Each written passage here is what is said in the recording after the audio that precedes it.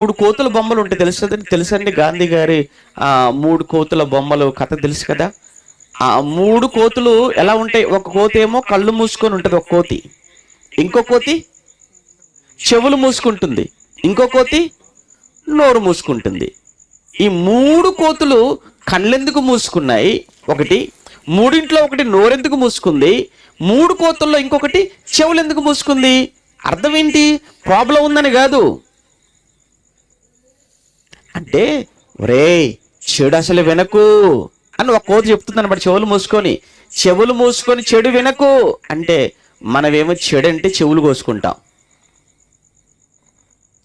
అవునా కదా చెప్పండి. ఇద్దరు వ్యక్తులు కూర్చున్నారు అని అంటే, రెండు కుటుంబాలు కూర్చున్నారంటే, మూడో వ్యక్తి కోసం, మూడో కుటుంబం కోసం మాట్లాడుకోవడానికి ఎంత ఆసక్తి అండి మనకు. ఇక్కడ మీరేమో లేని వ్యక్తి గురించి మాట్లాడుతుంటారు, వాళ్ళేమో మీ ఇద్దరు గురించి మాట్లాడుకుంటున్నారు అక్కడ.